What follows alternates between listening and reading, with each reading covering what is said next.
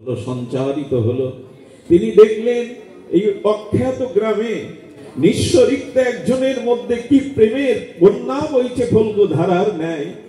নিজেকে ধন্য মনে করে তিনি গৌড়ীয় বৈষ্ণবের দীক্ষা শিক্ষা নিয়ে পরবর্তীতে অমীয় নিমায় চরিতের মতো প্রখ্যাত গ্রন্থ রচনা করে গেলেন। এই জন্য বললেন, বিনা গৌর প্রিয় পার্শ্বদগণের সেবা ব্যতীত আমরা প্রেম পাব না। আজকে ডক্টর রাধা গোবিন্দনাথের স্মরণ কেন প্রয়োজন? তার জীবন, তার দর্শন, তার গ্রন্থ, তার দিব্য ভাগবতী জীবন কেন আমাদের হৃদয় দিয়ে গ্রহণ করবার, তার আদর্শকে, তার সেই ভাবনাকে, তার দিব্য চরিত্রকে কেন আজ আমাদের হৃদয়ে ধারণ করার প্রয়োজন? এর একটি প্রয়োজন, সেটি আমাদের চৈতন্য চরিতামৃতে বলে গেছে, ঈশ্বর স্বরূপ ভক্ত তার অধিষ্ঠান, ভক্তের হৃদয়ে সতত কৃষ্ণের বিশ্রাম। তুলসীদাস গোস্বামী তার রামচরিত মানসে বলছেন, ভক্ত ভক্তি ভগবন্ত গুরু চতুর নাম বপু এক, ইনপ চরণ বন্দিয়ে নাশত বিঘ্ন অনেক। ধ্যান দিন শব্দের দিকে। গোস্বামীপাদ বলছেন, ভক্ত ভক্তি ভগবান গুরু চারটি নাম হতে পারে, কিন্তু তত্ত্ব তো এরা এক। ভক্ত ভক্তি ভগবন্ত গুরু চতুর নাম বপু এক, তত্ত্ব তো এই চারটি তত্ত্ব একই। তার কারণ ভক্তের হৃদয়ে শ্রী ভগবানের বিশ্রাম। ভক্ত রূপে, আচার্য রূপে তিনি এসেছিলেন এই বসুদহিতা এই গ্রামে। আমাদের বৃহত্তম নোয়াখালীর এই মাটি বড় ধন্য। বহু মহাপুরুষের সাধনস্থলী, ভজনস্থলী, তারা জগৎকে অনেক দিতে এসেছিলেন। এই বৃহত্তর নোয়াখালীর পবিত্র বসুদহিতা গ্রামে যিনি এসেছিলেন জগৎকে আলোকিত করতে, তিনি ভক্ত স্বরূপে, আচার্য স্বরূপে এসেছেন। তো এই আচার্য বা ভক্ত স্বরূপ আর ভগবান স্বরূপে ভিন্নতা নাই, এ কথাই গ্রন্থকার বলছেন। আপনারা জানেন, একটি লৌহখণ্ডকে যদি জ্বলন্ত অগ্নির মধ্যে তদাত্ম প্রাপ্ত করানো হয়, সেই লৌহখণ্ডের মধ্যেই কিছুক্ষণ বাদে তদত্ত প্রাপ্ত অগ্নি সঞ্চারিত হয়। তখন লৌহখণ্ডটি অগ্নির ন্যায় ক্রিয়া করতে থাকে। তেমন ভক্ত ভগবানের এই যে সাধন ভজন উপলব্ধি, তার চিত্তে ধীরে ধীরে ভগবানের সমস্ত গুণাবলীগুলো প্রবেশ করতে থাকে। তাই আচার্যের শরণ নেওয়া মানে সাক্ষাৎ ভগবানেরই শরণ নেওয়া। আচার্যকে পুষ্পাঞ্জলি দেওয়া মানে ভগবানকেই পুষ্পাঞ্জলি দেওয়া। আচার্যের শরণ মানে ভগবানের শরণ। দুই ভাই হৃদয়ের খালি অন্ধকার, দুই ভাগবত সঙ্গে করান সাক্ষাৎকার। কেন আচার্য প্রভুর এই পবিত্র আবির্ভাব তিথিতে আমরা আসব? কেন তার দিব্য জীবন চরিতাবলী, তার সাধন উপলব্ধি গ্রহণ করব? এর একটাই কারণ, অনাদিকালের অবিদ্যা, আমাদের যে অন্ধকার, সেই অন্ধকার দূরীভূত হবে। চৈতন্য চরিতামৃতকার বলছেন, দুই ভাই হৃদয়ের খালি অন্ধকার প্রক্ষালন করলেন। দুই ভাগবত সঙ্গে করান সাক্ষাৎকার।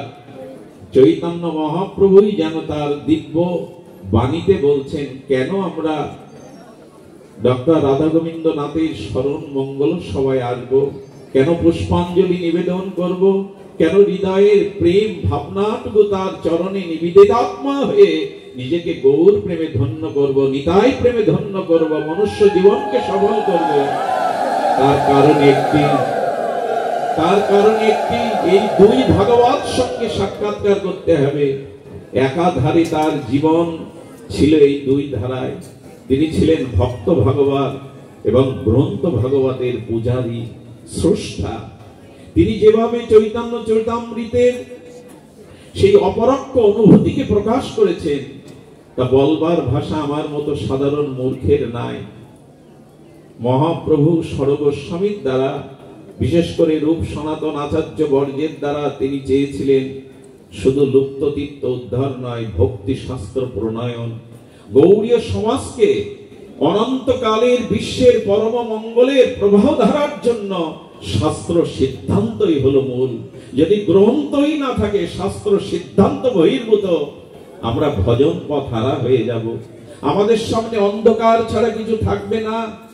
দেখুন, আচার্যগণ গ্রন্থ লিপিবদ্ধ করেছেন নিজেদের প্রচারের জন্য নয়, কারণ শাস্ত্রে কবি দুটি শব্দ দিয়েছেন। দেখুন, যেখানে রবি পৌঁছাতে পারে না, এখানে কবি পৌঁছাতে পারে। রবি মানে স্বয়ং ভাস্কর, সূর্যের কিরণ যদি যেখানে প্রকাশ পায় না, সেখানে কবি পৌঁছাতে পারে। কারা কবি? প্রাকৃত কবির কথা এখানে বলা হয়নি। অপ্রাকৃত শাস্ত্র অনুসন্ধানী যারা সেই মহান অনন্ত প্রেম সিন্ধু হতে মণিরত্ন দিয়ে তারা জগৎকে আলোকিত করেছেন, তারা সূর্যের আলোকের থেকেও বিকশিত। কবি কারা? আমাদের ছিল কৃষ্ণদ্বৈপায়ন, বেদব্যাস, শ্রীল বাল্মীকি, তুলসীদাস গোস্বামী, এই যে অপরোক্ষ অনুভূতির কবি, তারা কি করেছেন জানেন? একটি সমাজকে, একটি জাতির অন্ধকারকে আলোকিত করে সমাজকে প্রেরণার পথে, প্রগতির পথে, ভক্তির পথে যারা এগিয়ে দিতে পারে, এরাই হলো অপ্রাকৃত কবি। ডাক্তার নাথ ছিলেন তাদের মধ্যে অন্যতম। এবং তার আরেকটি উপাধি বলা যায়, তিনি শুধু কবি ছিলেন না, যেখানে রবি পৌঁছাতে পারে না সেখানে কবি পৌঁছাতে পারে, আর যেখানে কবি পৌঁছাতে পারে না সেখানে অনুভূতি পৌঁছাতে পারে।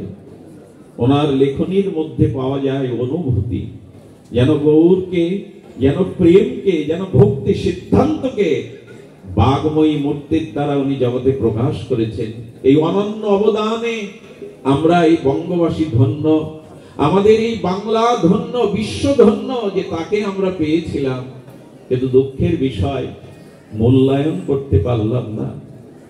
তাকে চেনবার মতো, তাকে ধরবার মতো, তাকে জানবার মতো, তাকে উপলব্ধি করবার মতো আমরা চেষ্টা করলাম না। আজ আচার্য প্রভুর আবির্ভাব তিথি ঈশ্বরের মঙ্গল তিথির ন্যায় পবিত্র। এই তিথি এই বৃহত্তম অঞ্চলে নয়, সারা বাংলাদেশে এভাবে আসা উচিত। কারণ ঈশ্বরের তিথি যেমন পবিত্র, ভক্তগণ মহৎগণের তিথিও তেমনি পবিত্র।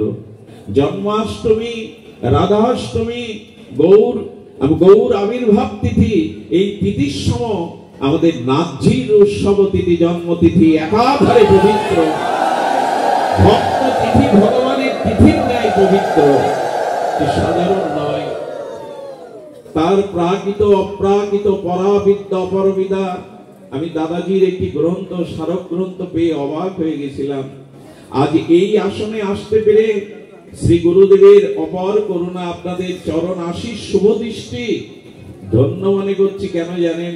যার কথা বলবার জন্য আমাদের এই প্রয়াস, তার সান্নিধ্যে মহাত্মা গান্ধী পর্যন্ত এসেছিলেন, তার সান্নিধ্যে নেতাজি সুভাষ বসু পর্যন্ত এসেছিলেন। ভাগবত গঙ্গান্তরী, এই যুগের পরম বেদ বক্তা, সনাতনকে যিনি সারা বিশ্বে প্রচার করেছেন, ডাক্তার প্রাতঃস্মরণীয় পরম বন্দনীয় মহানম্রত ব্রহ্মচারী এসেছিলেন।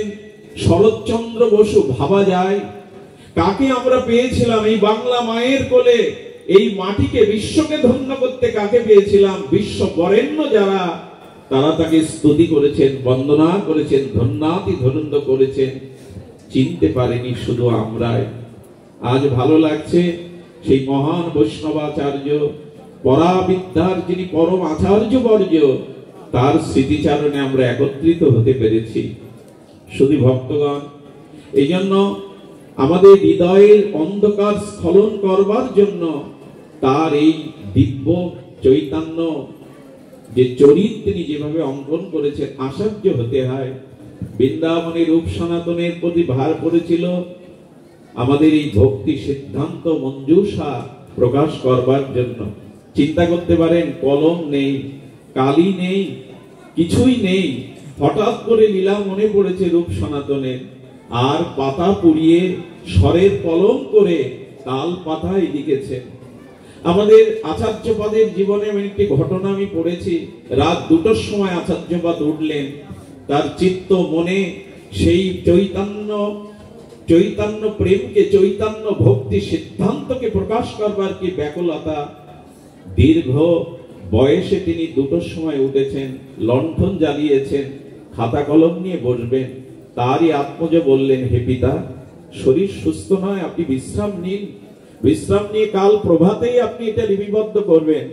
বলেন, কাল প্রভাতে যদি না বাঁচি, হৃদয়ে যে অনুভূতি এসছে সেটা যদি প্রকাশ না করতে পারি, ওই রাত 2টোর সময় তিনি লিখতে বসলেন। কতটা সাধনা ছিল! জগতে মহাপ্রভুর প্রেম সিদ্ধান্তকে প্রচারের কি জাতীয় সংকল্প নিয়ে এসেছিলেন এই চিহ্নত গৌর পরিকর। ধন্য আমরা, সকালের আলো ফুটে গেছে, ক্লান্ত চোখে তখনও লিখে চলেছেন তার অনুভূতি, শুধু আমাদের জন্য, জগৎ জীবের জন্য। তৎ আত্মজ উঠে দেখেন পিতা সেই কলম নিয়ে এখনো বসে আছে। তার সেই ক্লান্ত শরীরে বিশ্রাম নিতে বললেন। তিনি পরমানন্দে লেখাটি শেষ করলেন। এরা ঋষি নয় তো কি, এরা আচার্য নয় তো কি? এই জন্য অনুরোধ করব, শুধু উমেশ দাদাজি সহ নয়, যারা এই চেষ্টা করছে, একটি ফুলে তো মালা হয় না, অনেকগুলো ফুল একটি সুতাতে গ্রহতি করেই তো মালা হয়। আসুন, ডাক্তার রাধা গোবিন্দ নাথের এই বিজ্ঞানাচার্য, এই আধ্যাত্মিক প্রেরণার যিনি ঋষি মহর্ষি, তার সৃষ্টির সুতাতে আমরা সবাই ফুল হয়ে গেতে মালা হই। কারণ একটি ফুলে মালা হতে পারে না, বহু ফুল সন্নিবিষ্ট হয়ে একটি মালা হয়। শুধু ভক্তবৃন্দ, আচার্য পাদের তার লেখনী প্রচারের প্রয়োজন। এই জাতীয় তার আবির্ভাব তিথিটি প্রচারের বড়ই আজকে প্রয়োজন। আমরা তার কথা কি বলবো? আপনারা জানেন, বৃন্দাবনবাসী বৈষ্ণবগণ, ধাম শিরোমণি নবদ্বীপবাসী বৈষ্ণবগণ, তারা তাদের দিব্য শ্রদ্ধাঞ্জলি জানিয়েছেন আমাদের এই আচার্যকে। নবদ্বীপ পণ্ডিত মন্ডলী তাকে বিদ্যা বাচস্পতি হিসাবে জগতে পরিচয় করিয়ে দিয়েছেন। মাধ্য গৌড়ীয় পীঠ শ্রীধাম বৃন্দাবন থেকে ভক্তি সিদ্ধান্তরন্ত বাধি দিয়েছেন। কত গর্বের এটি! সমগ্র বৃন্দাবনবাসী পণ্ডিতগণ, মাধ্য গৌড়ীয় পীঠ, তারা ভক্তি সিদ্ধান্ত রত্ন বলেছেন। ভাগবত